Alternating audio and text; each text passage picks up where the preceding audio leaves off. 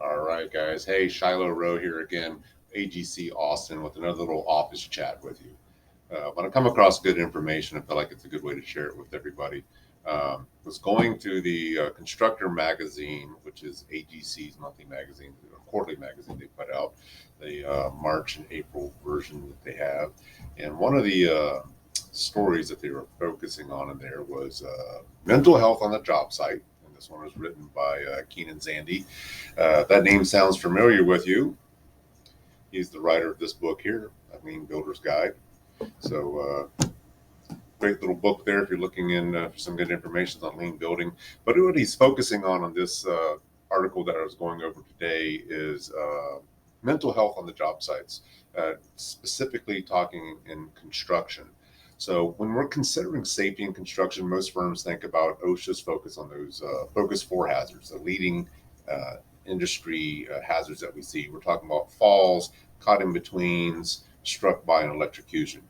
Yet there's recently begun a new conversation around a fifth hazard, and we're talking about suicide in construction.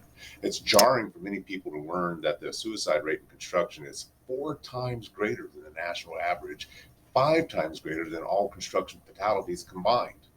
That's saying something. It needs to be a flag for us all to look at.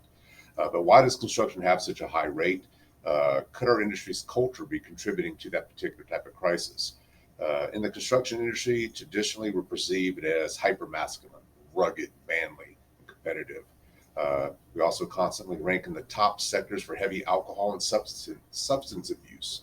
Uh, our long hours are typical. Sleep disruption, deprived sleep due to your work shifts. Extended travel can lead to interpersonal stress and loneliness.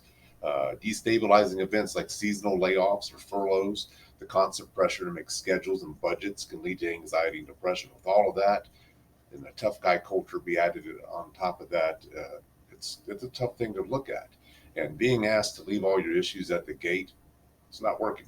So we need to look at addressing it. The attitudes that you see that many people will express are tend to be negative when it comes up mental health, or those who struggle with it. So the stigma that perpetrates from those myths that lead to discrimination, create feelings of shame or embarrassment, prevent people from getting better. We got to normalize our language around mental health. How are we talking about it? How are we thinking about it? Bring these topics to our forefront, participate in honest discussions about how we truly feel. If you hear these myths about mental health on your job site, do your part and reduce these stigmas. The first myth that they're talking about, mental health illness is rare.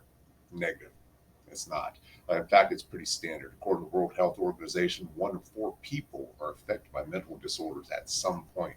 Additionally, the National Institute for Mental Health estimates in the United States, 1 in 5 adults experience a form of mental illness each year.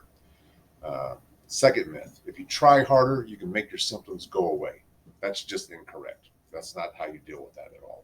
The best treatment plan for an individual with having mental illness may include combinations of therapy, medication, and a lifestyle change. Myth number 3, mental health care is for people with major problems. Not me. Not me. Right? No, that's not true. Mental health care encompasses many different services and treatments that can benefit individuals with mild to severe mental health concerns. Includes prevention, early intervention, treatment for various mental health conditions such as anxiety, depression, or trauma. Uh, One of the fourth myths that they have is mental health disorders signify weakness, and that's just outright false. Medical conditions that affect a person's thoughts, feelings, and behaviors. These disorders can be caused by biological, genetic, environmental, or physiological factors. It's essential to understand that mental health disorders are not the person's fault and not a sign of weakness. Individuals can recover and manage their mental health conditions with proper treatment, support, and self care. To survive and thrive, it's vital for our industry to debunk these myths and normalize our discussions about mental health. It's time to change the perception and ensure that mental health is treated on the same significance as physical health. We have to normalize the way that we're talking about mental health. So if you see these things, be able to talk about them, look them up, get some more help on it. It's the next thing that we're looking at. We've talked about Focus 4s for years. Now we're talking about the Focus 5. So thank you. Stay safe and help build a great life.